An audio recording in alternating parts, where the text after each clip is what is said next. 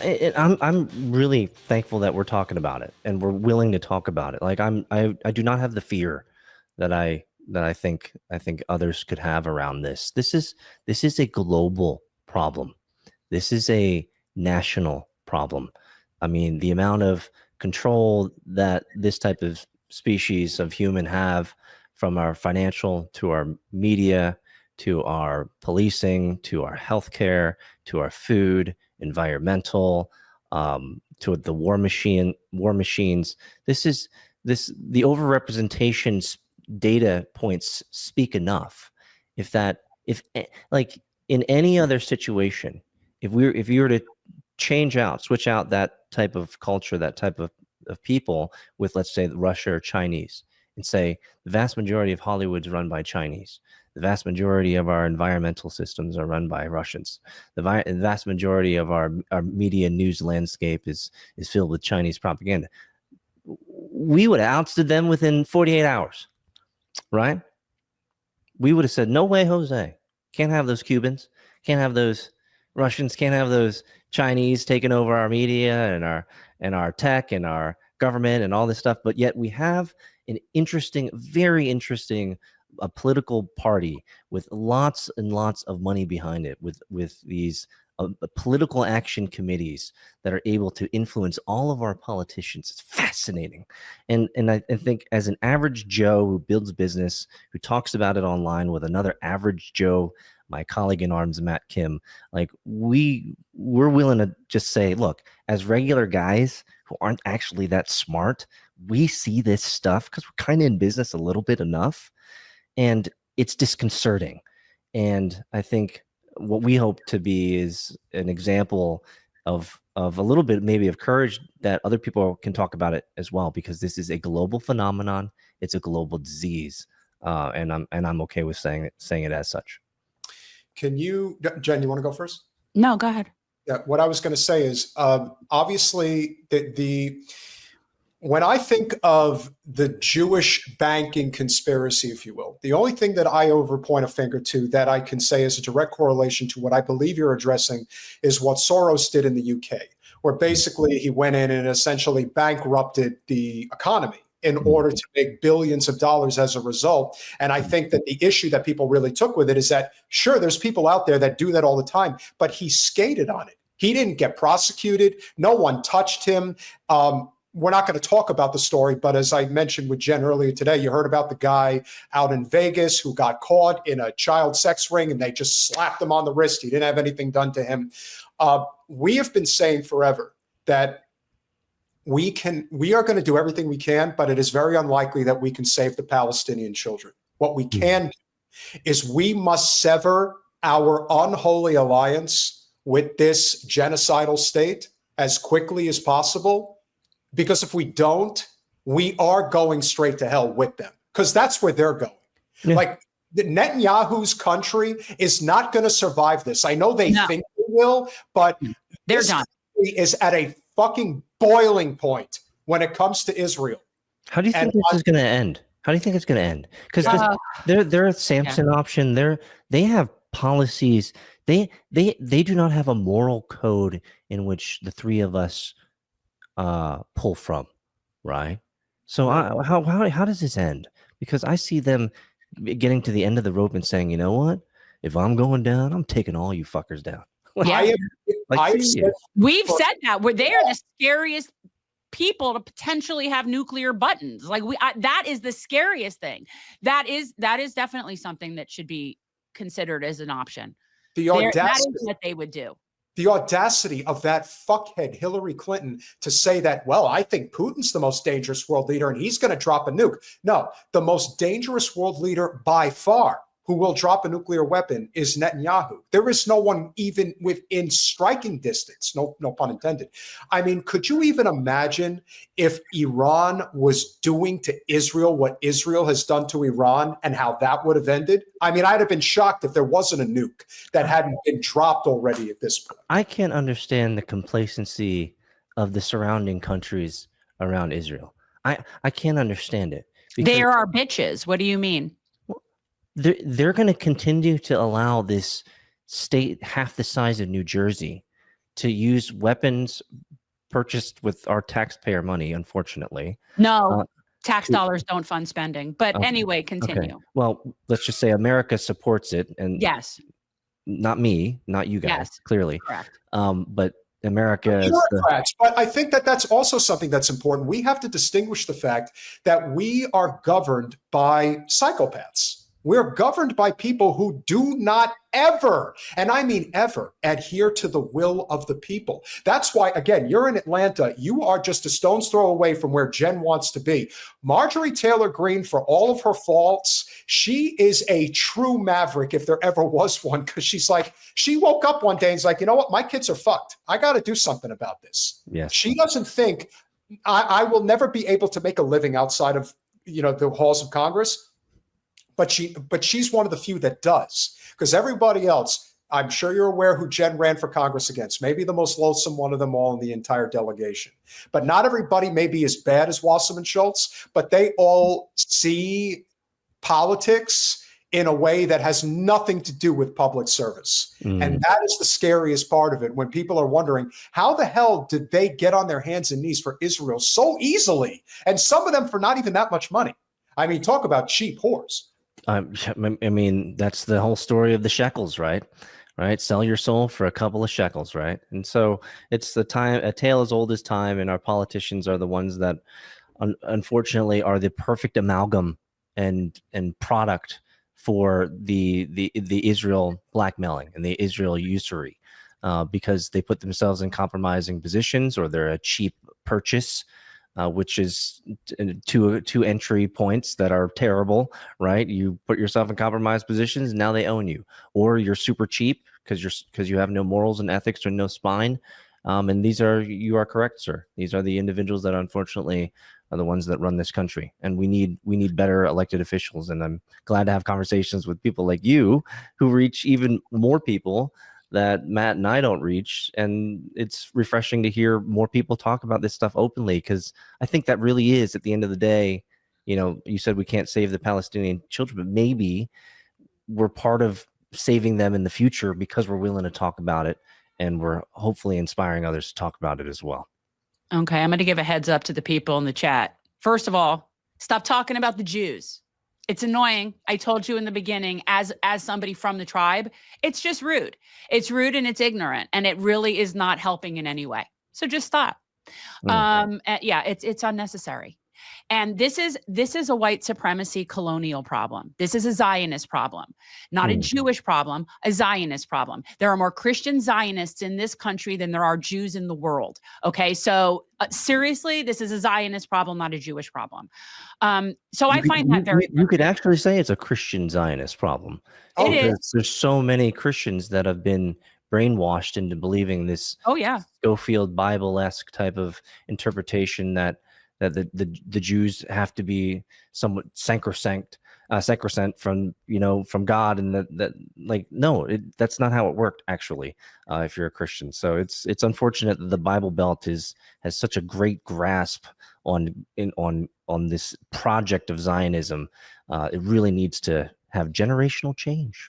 Yeah, and I also I was going to answer your question from before about the nations, the other Western Asian nations that are all around Israel that seem so complacent. And when people say things like, well, why won't they take the Palestinians? There's a lot of variables to that. But let's keep in mind that most of those nations are made up by countries like Britain and France, and they're not real nations. And so what we did was we installed like certain leaders in places like Jordan and Saudi Arabia and in all of our little places. And let's not forget that Egypt is the second largest recipient of money from us in that. So these are our bitches. And so they're only going to push so far back. Now, the other reason that they don't want to take in the Palestinians is because even though they are our bitches, huge amounts of their population do support the Palestinian cause and are supportive and do not want their leaders to be capitulating to our bullshit, even though they do. So they're also walking their own little fine lines in their country. But at the end of the day, the people that are Palestinian refugees that are living in places since 48, like Jordan and Lebanon and Syria. Those people are now part of those communities as well. So they do have plenty of support in those places, but the leadership of those places are not in a position, and obviously based on what we just did to Syria, will not be in a position to do anything. We really are the Hollywood-esque type of movie of a king who has that black sheep younger brother who's an absolute retard, and he's ruling over this one area of his kingdom, and everyone just hates him. That's us in Israel, man. Like, we're in like the worst position because we are being such a great nation. It would be great to give equally economically in many cases. I'm all about America first.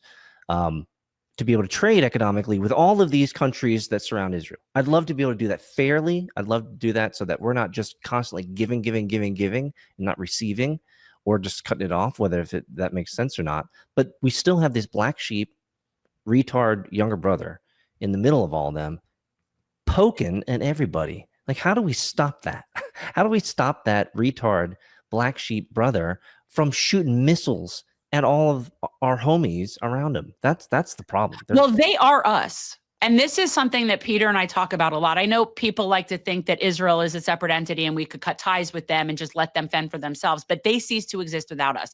They're an appendage of us. They exist at our pleasure. They are part of American empire. So there is no them without us. And so you would say, if we were to replace that, we would say that America is okay with picking at the scabs of all of these nations around Israel. Oh yeah. For the state, yes. for statecraft and for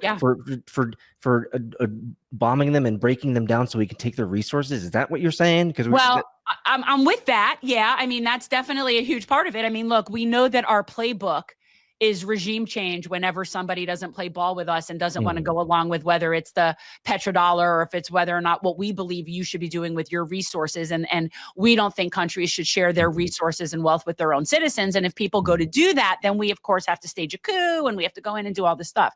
So we have, people need to know more than 40% of the world's borders were drawn by Britain and France. Okay. So right there, we have set ourselves up for problems. The reason that that part of that West Asia, that whole little region right there was chopped up that way, I believe, is after World War I, those people in that region were actually polled by Britain, by France, as to what they wanted to do with that after the Ottoman Empire and what do you do? And the majority of people, and they polled Christians, Jews, and Muslims, who, by the way, all lived very peacefully in that region. They asked them, what do you want? They all wanted to be what would have been called Greater Syria. Now, the people that are the Palestinians, people that are Jordanian, people that are Lebanese, people that are Syrian, and part of Iraqis, if not Muslim, those are all the people of the Levant. Those are all very similar. Those are people that would be one nation if not for being conquered and taken over and divided and had borders drawn. So those people would be one peoples. And we can't have that. And I could picture it in my head right now. It's post-World War I, and they're sitting around and they're like, okay, well, they want to be Greater Syria. And I can see it in my head. There is no chance in hell that those people were going to allow brown people to have control over that big of a piece of property. There was no way they were going to allow those people, that ethnic group, to be in charge of that big and that important of a piece of real estate. And so it had to be divided up, and we had to put little, our little despots in there, whoever we needed to be in charge. And so help me with a model. It's the tail wagging the dog. Is it because I want to understand from your perspective, because I think it actually matters. Some people will say America is controlled by Israel. I just don't see that to be a logical plausibility. It isn't. It doesn't make any sense. They're a fraction of the size. So you guys would be of the model that clearly America runs Israel. However, we have chosen that by allowing all of the kind of infiltration of our politics and our political leaders and all of the money from AIPAC and all of those political things. So that is that how you guys sit? Is that the right way to look at this? I do see that when you look at it from and I've said this as a parent, right? Like, do you have kids? Yes. Yeah. Are they on the payroll? I got teenagers. Okay. So they're on the payroll, right? Yeah. Who's the boss? Why? Well, it's actually okay. My wife's a lawyer. My wife's a lawyer. Okay. So it's the person in charge of the payroll. Okay. That's how it works. If Israel cannot exist without us, then by definition, they are part of us and not the other way around. If they need us for survival, then they exist at our pleasure. Then that means that they're a part of us. And the other way around is absurd. They can't exist without us. We know that for a fact. I also think that it's important to keep in mind that, especially in the world that you come from, and especially the world that Matt comes from, it isn't so much about Israel controlling us. It's that you have certain members of certain backgrounds, whether it is Jewish Zionist or Christian Zionist, that have deeply invested financial interest in this. I've been around very wealthy people, as I'm sure you have. I've only met two kinds of wealthy people in my life. There are those that think that they are the luckiest people alive and they could not do enough to give back to humanity. And then there are those who is basically every Zionist walking the earth who thinks that the world hasn't done enough for them, that they can never be satisfied, that there is always another conquest that they can take on. As somebody who is an investor and a commercial broker, I can tell you that under no circumstances will I ever broker a deal, especially between Pensacola and Tallahassee, that will have anything to do with the likes of Blackstone, with the likes of Starwood. The only people I want to work with, honestly, are people like yourself, successful entrepreneurs that actually give a shit about the community that they're living in or the community that they're investing in. Whereas the people that are involved and the people that you mentioned earlier with the hats, as you know, all tongue in cheek, but they monopolize the multifamily industry. And if you are in Atlanta, you know this as well as anybody. The buildings that house 600-700 apartments at a time. Who do you think owns that? They all live in New York. They all live in DC. They all live in LA. They don't give a rat's rear end about those people. Not a little bit. But you know what they do care about? They care about all that money that's in the Middle East that they have their hands in. And that's it. It's always about money and power. I wish that there was a grand conspiracy. I wish there was more to it than that, but there isn't. It's all it's ever been. So we've identified the enemy, and I know that many more people are waking up. I think the pragmatic question always is like, how do I, as an average Joe Carpenter, average Joe businessman, or you or me or anybody, how do we affect change? Because like I can tell you right now, like we built this beautiful house in upstate Georgia because I love the location. I love the locals. I love walking. What area are you in? I'm looking in Dade County, actually. I want to be in Dade County. I'm in. Don't want to dox myself, but I'm a little small town in Duluth, Georgia. Okay, in that vicinity. Georgia. And I can walk 7 minutes to my local coffee shop, to my local barber, to my local bar, to get a hamburger, right? Like to get pizza, to get ice cream, right? Like I love local yokel. I will stay here. We built a home here. We built deep roots, and local politics is where I know I can be effective by saying, no, I don't want the duplexes. Yes. To be across the street, please. Let's not vote for that. Let's not allow for this type of provisions that I've read about and I've researched that opens us up to immigration, re-immigration, location. Like, are you crazy? Why would we want to import 5,000 people that we don't know?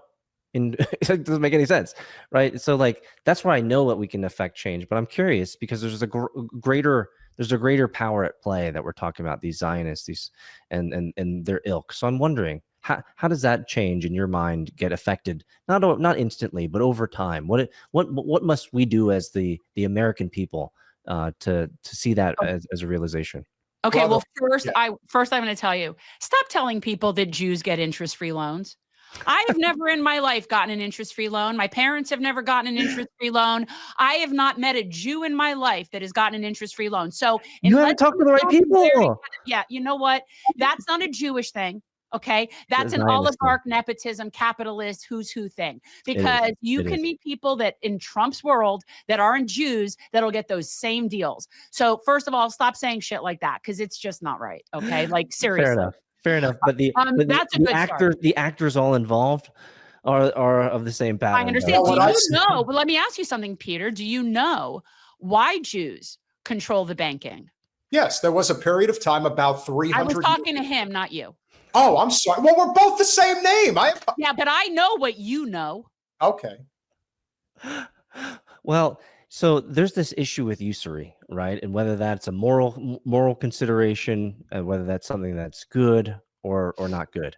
I fall somewhere on the not good to middle ground, right? I think there is value in the work of money. And there is value in the work of being able to help people like small businesses or any type of business be able to leverage money as a mechanism for growth and scale and profitability.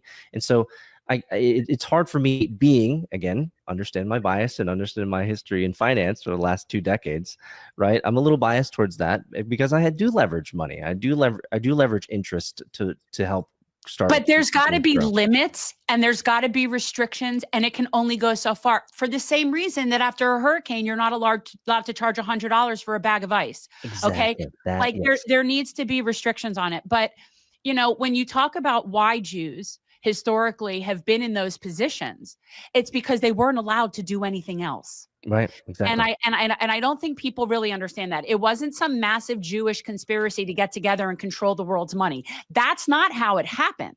Originally, Jews weren't allowed to do other things. The reason that we have DO schools for medicine is because Jews weren't allowed in medical schools. There are a lot of things that have come from what we were restricted from doing. And that is the truth. So, absolutely. And that is how it started. And, many, many people that are in that are just nefarious capitalists. And it has nothing to do with the fact that they're Jews. Most of them probably don't even practice their religion. They're probably secular in the first place. But the majority of Jews I grew up with, like my dad grew up living on a porch with his brother. He shared the porch with his uncle, and 6 people shared one bathroom, and they had 2 rooms. So my people do not come from being able to get perks from the Rothschilds. Okay. That's just not a thing. My people busted ass.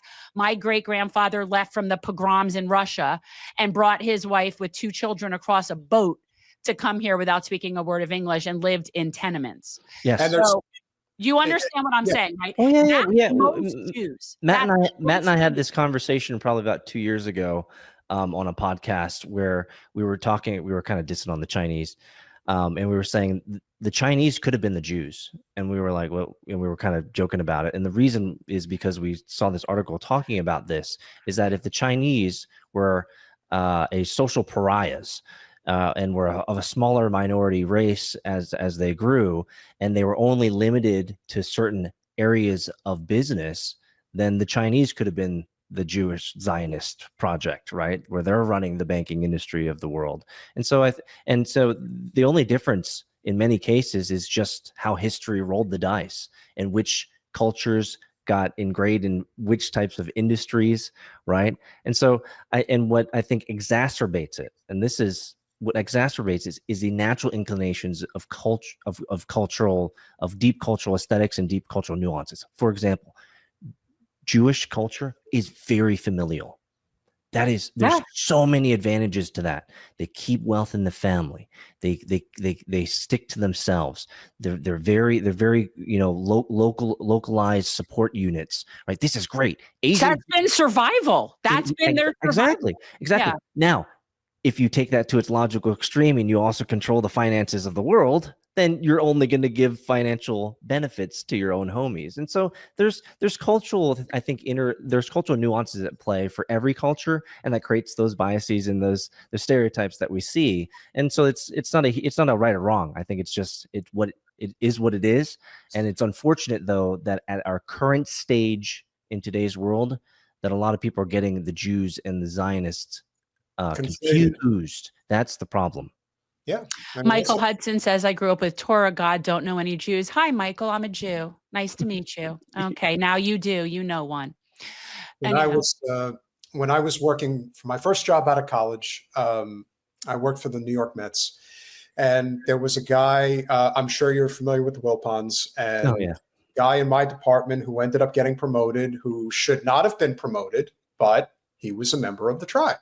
And he ended up getting an advantage that, in my opinion, based on his work ethic and the connections he had with the team, that's why he was able to ascend the ladder. And I think it is very true, especially if you've worked in high finance in Manhattan, that there are distinct advantages that the kids who go to Birch and Lenox on the Upper East Side are going to have that the majority of the population anywhere in the world, no matter how much of a colossal fuck up that kid is, if they are a member of Sand's organization, they're going to become a VP at one of the banks in the city. There's really no logical conclusion. That's nepotism and oligarchy to me. Yes. It's the same in Shanghai. I've been there. It's the same in Hong Kong. It's the same in Tokyo. Right. Don't you think, like I've always thought of, and quite honestly, Asian cultures, South American cultures, a lot of these cultures are very familiar, very closed, and very insulated. Yeah. Whether it's Indians, whether it's, I mean, it could be anything. The Koreans, I don't know, whoever, pick your group of people, right? I mean, people tend to be concentrated and protect their own because it's survival. Yes. And some groups are better at doing it than others. Yes. And also, it also depends on the size of the group. You know, like smaller groups are a lot easier to sort of keep insulated. Oh, yeah. Well, because of size, right? You're so small, you have to move to a protection. And that's Jews. Model. That really is Jews. And we were taught that. And that is a generational mental model and philosophy of growing up, you know, in that type of family dynamic that I don't think will ever get erased. And that's not a good thing or bad thing. It is what it is thing until Jews are a billion Jews, like as many Indians out there, I guess. So then right. If there's that many if there were that many Jews, I might say, okay, we've got to really talk about this issue, right? Like this is a problem, right? Let's be clear. It's like if the Indians were the ones in charge of the whole banking system, right? Then we might have a bigger situation.